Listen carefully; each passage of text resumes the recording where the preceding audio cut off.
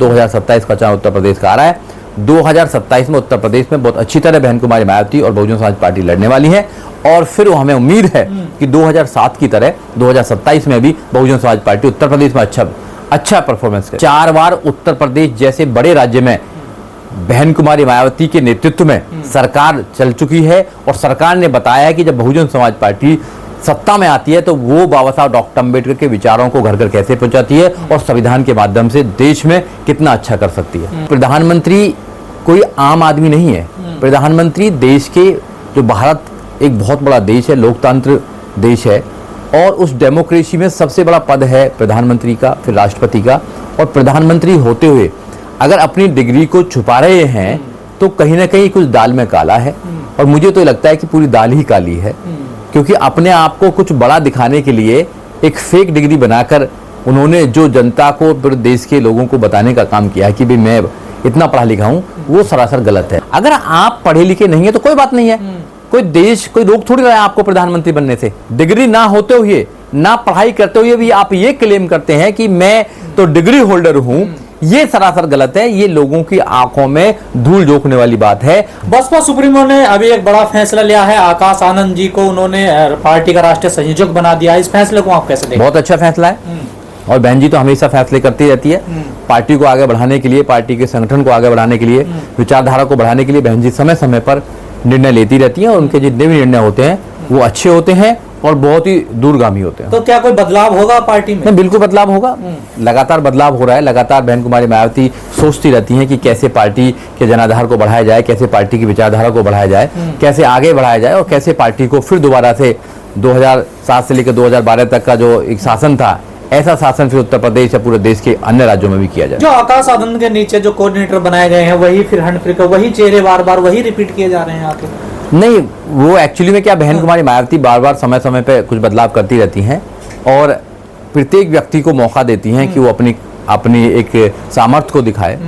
तो बहन जी ने सोच समझ के डिसीजन लिए हैं और तो क्या मुझे लगता है कि आकाश आनंद के हाथ में आ गया है कि पार्टी का फूड कंट्रोल? तो देखो, बहन कुमारी मायावती जी जब तक हैं, बहन कुमारी मायावती सर्वे सर्वा हैं।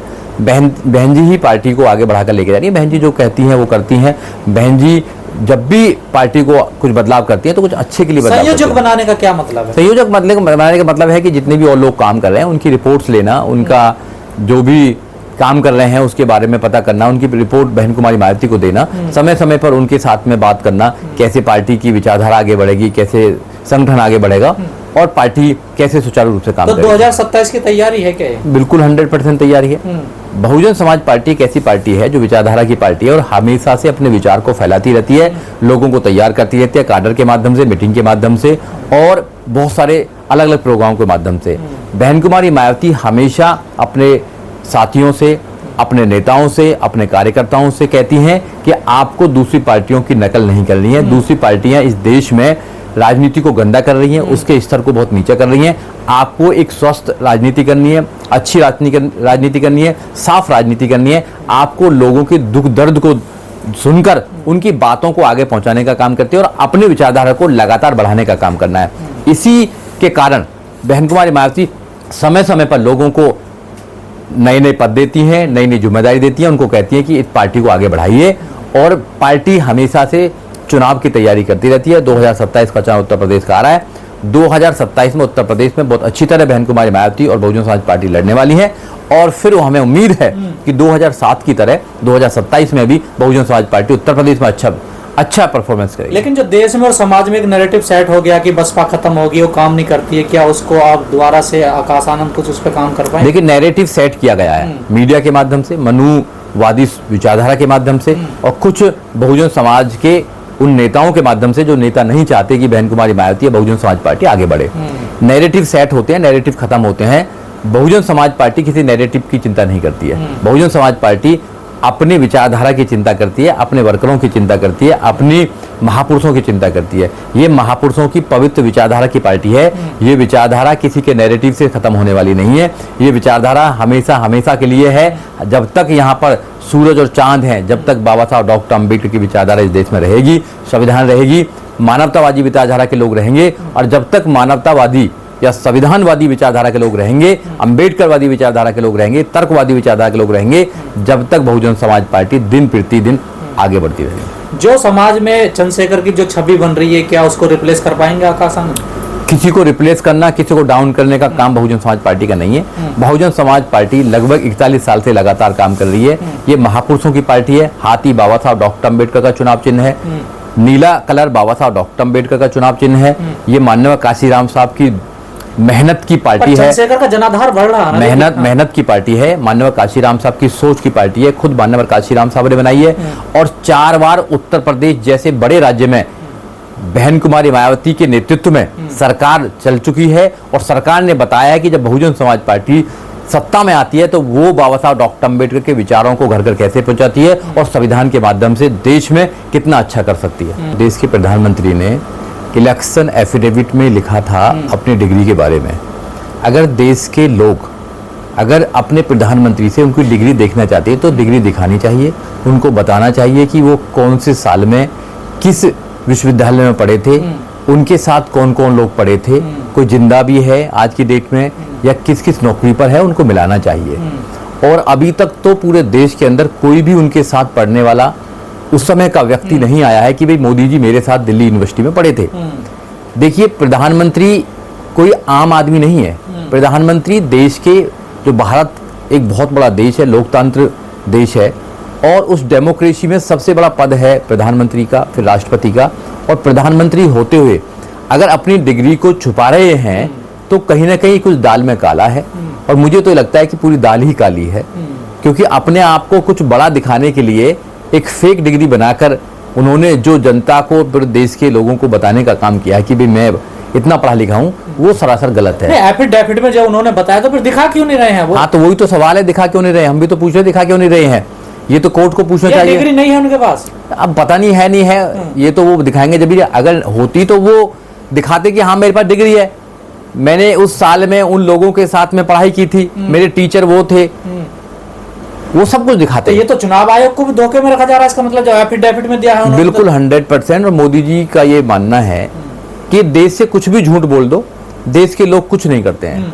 देश से बोल दीजिए कि काला धन आएगा, सबको 15-15 लाख रुपए मिलेंगे, मगर उनका कोई हिसाब नहीं है। देश को बोल दीजिए कि बुलेट ट्रेन चलेगी, मगर बुलेट ट्रेन का कोई लेना देना नहीं है। अब वो शायद बुलेट ट्रेन में जापान में घूम रहे हैं। उन्होंने कहा कि 2 करोड़ रोजगार प्रत्येक साल देंगे, कोई रोजगार का कोई नाम नहीं है। उन्होंने कहा साइनिंग इंडिया, और पता नहीं कितने कितने नारे दिए। उन्होंने ये भी कहा कि 100 स्मार्ट सिटी बनाएंगे, स्मार्ट सिटी का कोई पता नहीं है। उन्होंने कहा कि 2019 तक पूरे देश में एक भी गरीब इंसान नहीं रहेगा, किसी का कच्चा मकान नहीं रहेगा। तो जो वो कहते हैं वो कभी पूरा नहीं करते हैं, उनको झूठ बोलने की आदत है। तो सबसे कागज मांगते हैं ना। देखिए उनकी सरकार तो सबसे कागज मांग रही है, मगर वो अपनी डिग्री नहीं दिखाने का काम कर रहे हैं। जो देश का प्रधानमंत्री अपनी डिग्री दिखाने में वो डरता है, तो देश के लोग उस पर क्यों विश्वास करें?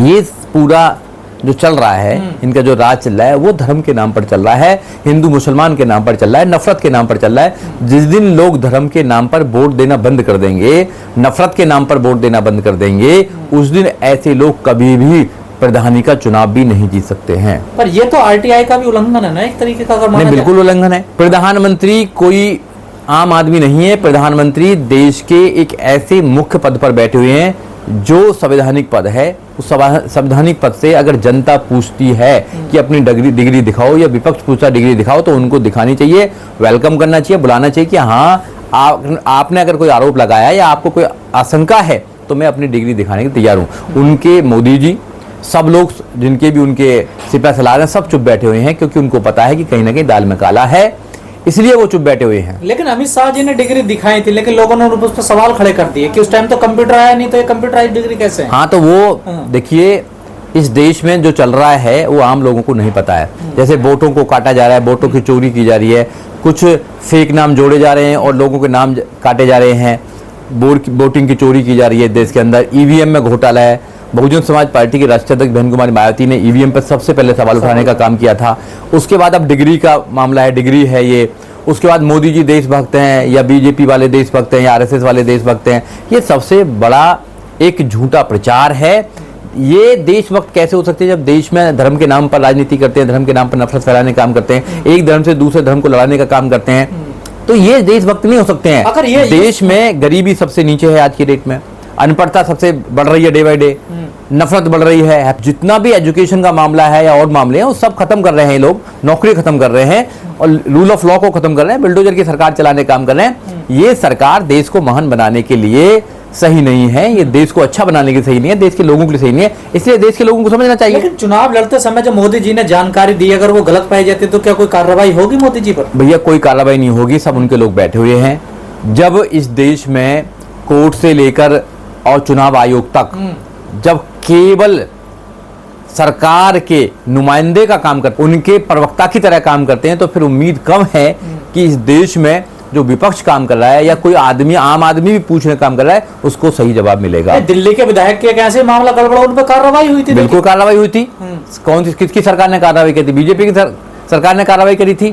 तो बीजेपी पे अगर कोई बात आती है तो बीजेपी अपने लोगों पर कार्रवाई नहीं करता है। इनके नेता, इनके मिनिस्टर कुछ भी कहें, भड़काऊ भाषण दें, कपिल मिश्रा जैसे लोग, कोई एफआईआर नहीं होती है, अगर एफआईआर के लिए आदेश कर देता है कोई जज तो ट्रांसफर कर दिया जाता है, अब वो मिनिस्टर बने बैठे हैं। अगर इनके लोग भीड़ में भी अगर जातिवाद, धर्मवाद के नाम पर कहें तो कोई कार्रवाई नहीं होती है, बट और कोई अगर कहता है तो उस पर बहुत बड़ी कार्रवाई हो जाती है। ये सरकार का डबल चेहरा है, दिखाने का कुछ और, काम करने का कुछ और। देश के लोगों को समझना चाहिए, जब देश के प्रधानमंत्री अगर झूठ बोलते हैं तो देश के लोगों पर क्या असर पड़ेगा। जब देश के प्रधानमंत्री झूठ बोलकर साफ निकल जाते हैं और वो उस बात के लिए कभी भी रेस्पॉन्सिबिलिटी नहीं लेते हैं, तो फिर ऐसे प्रधानमंत्री को एक अच्छा प्रधानमंत्री कहना मुझे लगता है कि मोदी जी को आ जाता पावरफुल ताकत नेता है, तो वो फिर सच बता क्यों नहीं देते अपने डिग्री का? देखिए, भारत का प्रधानमंत्री तो पावरफुल है ही, भारत का प्रधानमंत्री पद पावरफुल है, मगर मोदी जी पावरफुल नहीं है। तो सच क्यों नहीं बता रहे? मोदी जी झूठ बोलते हैं, और एक झूठ नहीं बोला देश से, मैं आपको 50 झूठ बता सकता हूं जो मोदी जी ने वादे देश से किए और आज तक एक भी वादा पूरा नहीं किया है, एक भी वादा पूरा नहीं किया है। देश के लोग पूछते नहीं है कि आपने ये पिछले चुनावों में ये वादा किया था, आपने पूरा क्यों नहीं किया। जो राजनीति का स्तर है वो लगातार गिरता जा रहा है। जो लोग राजनीति पर विश्वास करते थे वो लोग अब राजनीति पर विश्वास नहीं करते हैं। लोग कहने लगे कि सारे राजनेता एक से होते हैं, ये यही कहलवाना चाहते हैं, जिससे कि नौजवानों का विश्वास राजनीति से बिल्कुल भंग हो जाए और जो अच्छे लोग हैं, पढ़े लिखे लोग हैं, बुद्धिमानी लोग हैं, वो राजनीति में आए और फिर ये जो करप्ट लोग हैं ये राजनीति में अपना अस्तित्व बनाए रखें, अपना ही उस पर कब्जा करे रखें। ये इनकी सोची समझी। सारे लोग तो बड़े खुल के बताते हैं हमारे पास ये डिग्री, हमने पीएचडी कर रखी है, सब जैसा तेजस्वी यादव खुद कहते हैं कि मैं 9th पास हूं, तो फिर मोदी जी को बताने में इतनी शर्म क्यों आ रही है? देखिए, ऐसा है, 9 पास होना या फिर अनपढ़ होना कोई अपमान वाली बात नहीं है। और अनपढ़ होकर या फिर डिग्री ना होकर आप एक फेक डिग्री दिखाओगे तो ये तो एक आपराधिक मामला हो जाता है। अगर आप पढ़े लिखे नहीं है तो कोई बात नहीं है, कोई देश, कोई रोक थोड़ी रहा है आपको प्रधानमंत्री बनने से। आप प्रधानमंत्री बन सकते हैं, मगर आप ना होते हुए, डिग्री ना होते हुए, ना पढ़ाई करते हुए भी आप ये क्लेम करते हैं कि मैं तो डिग्री होल्डर हूं, ये सरासर गलत है। ये लोगों की आंखों में धूल झोंकने वाली बात है। अपने आप को मसीहा बनाने का जो आपने एक बीड़ा उठा रखा है, देश के लोग आपको मसीहा नहीं मानेंगे। अगर आप देश के लोगों की भावनाओं के साथ खेलेंगे, अगर देश के लोगों से झूठ बोलेंगे, देश के लोगों में नफरत फैलाने का काम करेंगे, देश को कमजोर करेंगे, देश की जुडिशरी को कमजोर करेंगे, रूल ऑफ लॉ को कमजोर करेंगे, तो देश के लोग आपको भविष्य में कभी माफ नहीं करेंगे और आप जो मसीहा बनना चाहते हैं, कभी देश के लोग आपको याद नहीं करेंगे।